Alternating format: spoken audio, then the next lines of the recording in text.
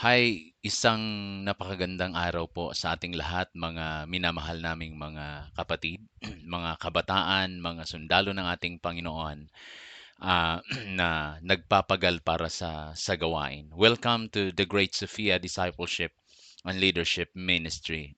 Alam ko na kayo ay mga pinili ng ating Panginoon para sa isang pakikibaka, espiritual na pakikibaka.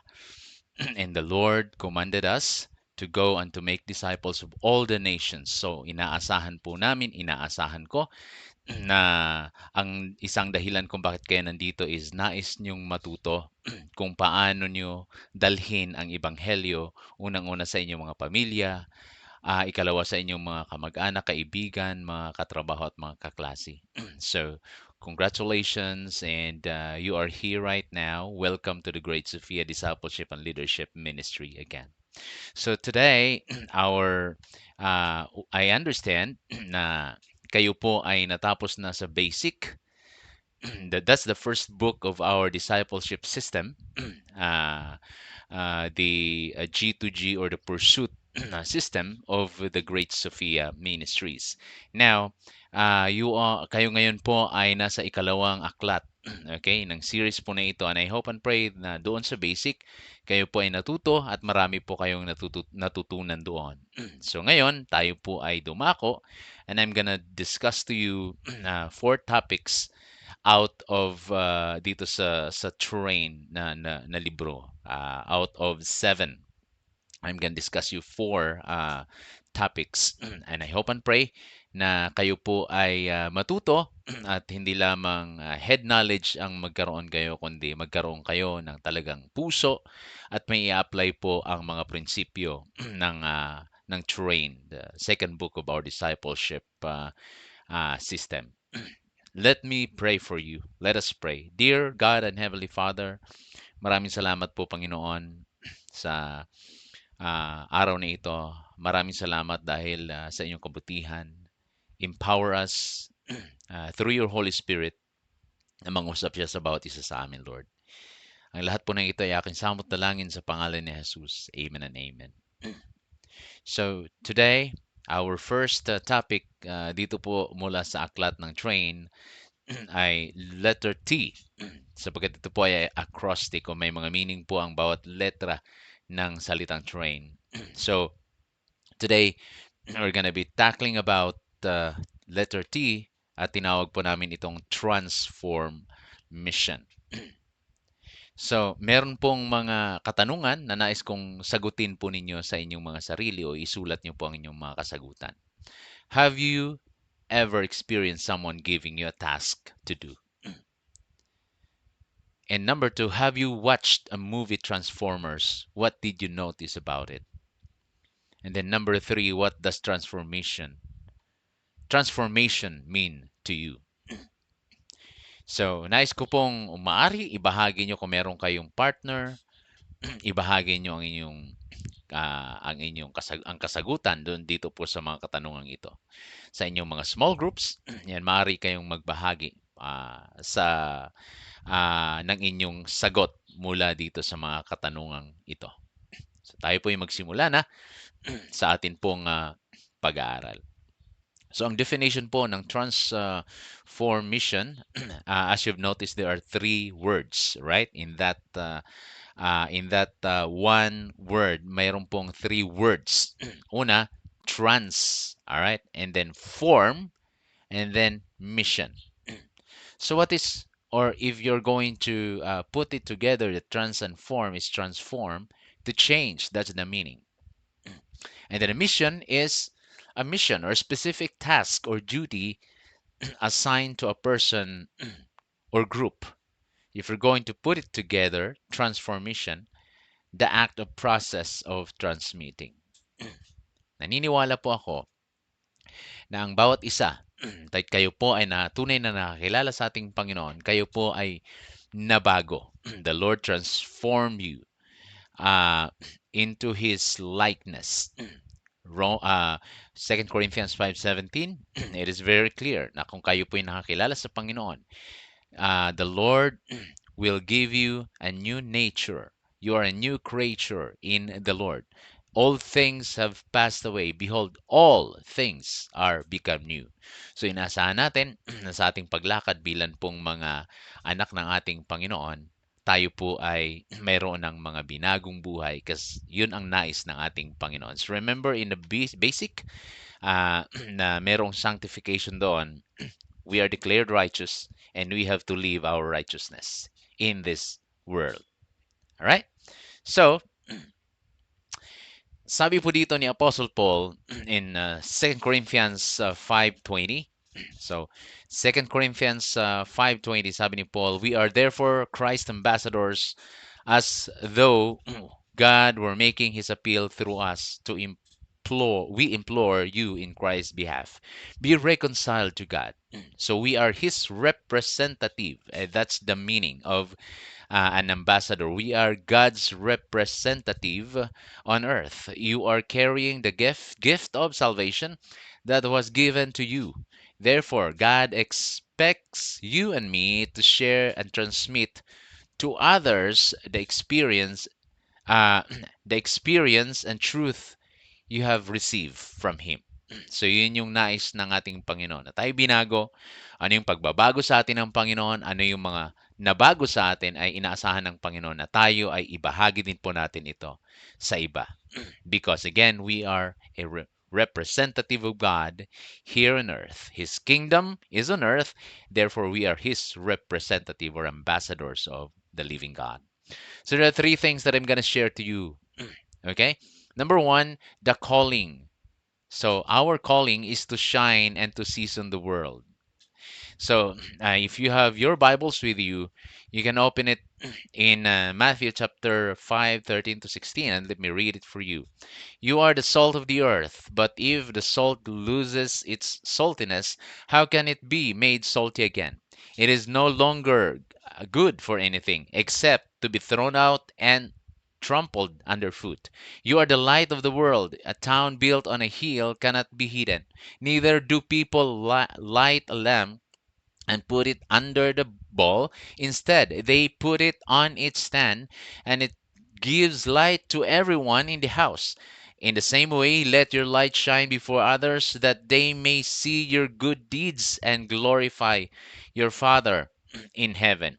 So Jesus used these two illustrations, salt and light, to convey a powerful message to his disciples. We can effectively transmit God's word to the world when we live according to our calling. So, again, what is our calling? To be the salt and the light of the world. We are the salt and the light of this world. Salt is used for flavoring and preserving. It is also a symbol of discipleship. All right? So, as you can see, sabi ng ating Panginoon that you are the salt. So in culturally sa kanila pong kultura, ginagamit po nila ang asin for preservatives and also para po for seasoning. All right? Preservatives para po yung isang bagay o yung isang pagkain will last. All right? So, ang sabi ng Panginoong Hesukristo sa Mark 9:50, Mark chapter 9 verse 50, sabi po dito, "Salt is good, but if it loses its saltiness, how can you make it salty again? Have salt among yourselves and be at peace with each other." All right? So, your life can bring flavor to the world, to the people around you, and you can be a preservative, helping to preserve the souls of others for eternity. And there's one more. This world that we are in right now, that we are living, we are here in this world right now. This world is nagdidecay na po siya because of sin. Now, if you live by your calling, which is ikaw ay isang asin sa mundo, sa iyong mga classmates, sa lahat ng mga tao sa iyong paligid, sa iyong family, ang mundong ito ay mapipigilan o mapapabagal ang pagkabulok. So, ang trabaho natin bilang mga mananampalataya ay tayo ay preservatives. Okay? Na yung mga tao ay lubos na gumagawa ng kasalanan Ang trabaho po natin ay preservatives sa pamamagitan ng Ebanghelyo ng Kaharian. Mapipigilan natin ang pagbagal ng pagkabulok ng mundong ito dahil po sa kasalanan. And letter B, you are the light of the world. So, you are the light of the world, sabi ng Matthew 5:14, you are the light of the world. A town built on a hill cannot be hidden. Our Lord Jesus Christ fulfilled the mission of being a light to the Gentiles. Sabi ng Isaiah, it was a prophecy, okay? 700 years plus before Christ was born in Bethlehem. It was prophesied by Isaiah. Sabi ng Isaiah 42 verse 6, I, the Lord, have called you in righteousness. I will take hold of your hand. I will keep you and will make you to be a covenant for the people and a light for the Gentiles. Now, Jesus Christ was prophesied as the light. He is the bigger light. He is the light. And now tayo pong mga followers ng ating Panginoon, He expected us to carry on that work, na maging ilaw din po tayo. In the same way, let your light shine before others, that they may see your good deeds and glorify your Father in heaven. Matthew 5:16. This is a challenge to live with Christ-like compassion, Christ-like character, and Christ-like courage in carrying the gospel of the kingdom to the world. So inaasahan ng ating Panginoon na kailangang mamuhay tayo bilang mga asin para mapapabagal ang pagkabulok ng mundong ito dahil sa kasalanan, and to preserve the souls of the people na they are dying. Preserve for eternity. And then letter B, you are the light. Para magliwanag po tayo dito sa madilim na mundong ito, para ang lahat po ng mga hindi pa nakakilala sa ating Panginoon ay makakilala sila sa pamamagitan natin. Alright? So, your testimony is very important. Kailangan nagniningning ikaw bilang isang ilaw ng ating Panginoon. Kagaya ng kanyang ginawa. He is the light. He is the greatest light. And we are also, He commanded us also for us to shine sa mundo pong ito. Hindi pa andap-andap, right? Kundi mag-shine po tayo para makita. Ang sabi po dito, that they may see our good deeds and glorify your Father in heaven.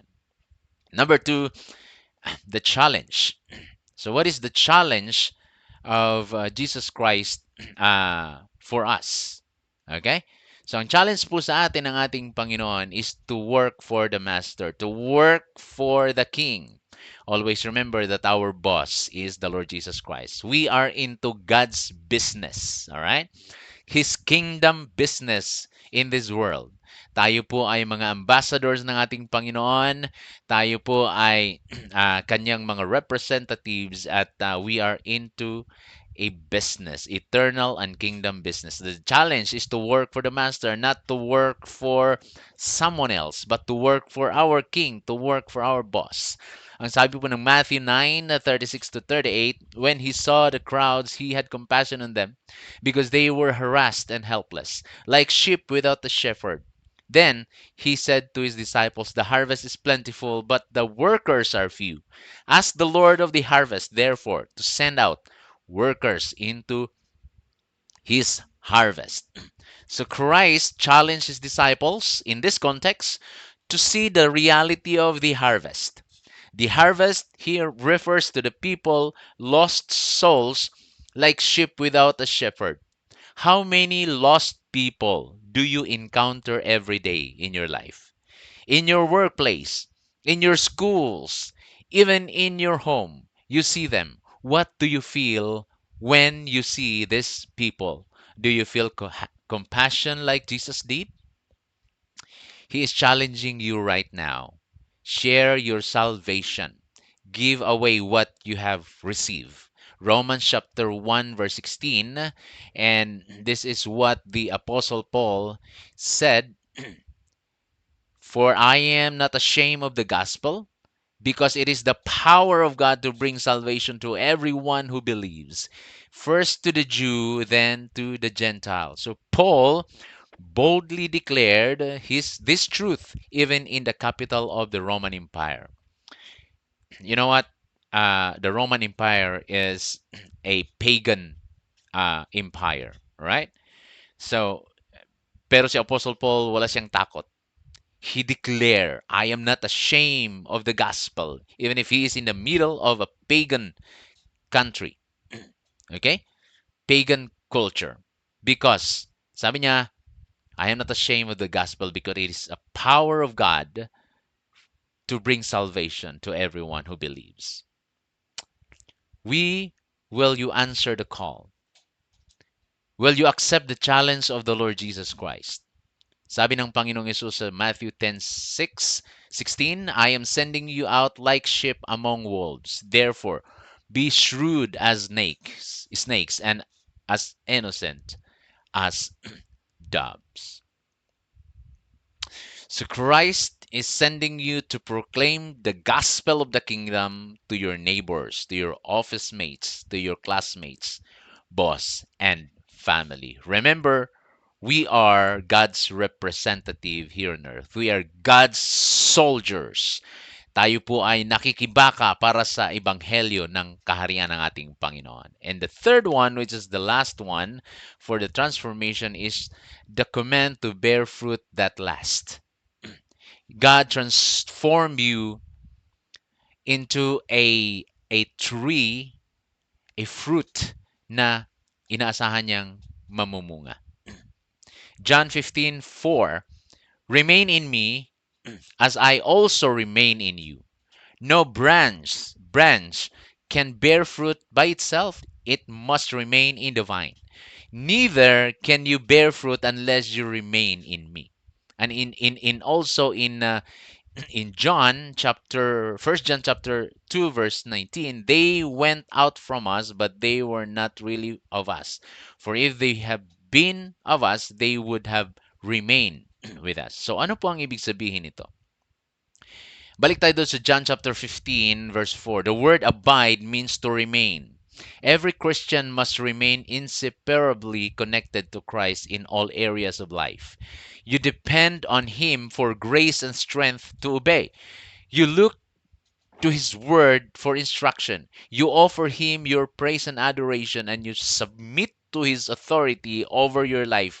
In short, mga kapatid, Christ is the source and sustainer of your life. Abiding in Christ is the evidence of a genuine salvation. Sinabi ng John, 1 John chapter 2 verse 19 na yung mga umalis sila because they are really not of us. So this one is not about losing our salvation. Always remember, we believe that our salvation can't be lost. Hindi po mawawala ang ating kaligtasan.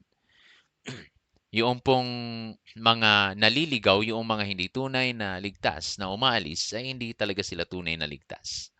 But in here, we remain in Jesus Christ because we are His children.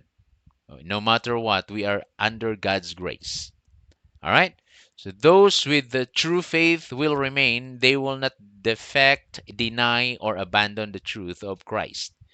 John 8 verse 31, if you abide in my word, then you are truly my disciples.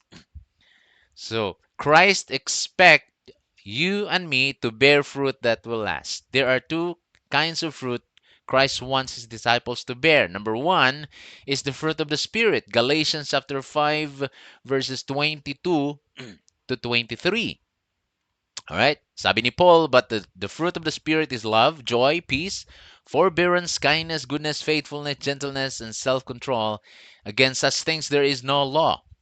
In Matthew chapter 7 verse 17, likewise every good tree bears good fruit, but a bad tree bears bad fruit. Now, if you're truly a follower of Jesus Christ, a citizens of the kingdom, therefore God declared you righteous. You are good. So therefore you must bear good fruit at hindi bad fruit. Hindi tayo magsasabing Kristiyano tayo, pero yung buhay natin is taliwas. All right? Not appropriate of what we are claiming for. So when you bear the fruit of the Spirit, it naturally leads to the next kind of fruit. So ano itong susunod na fruit?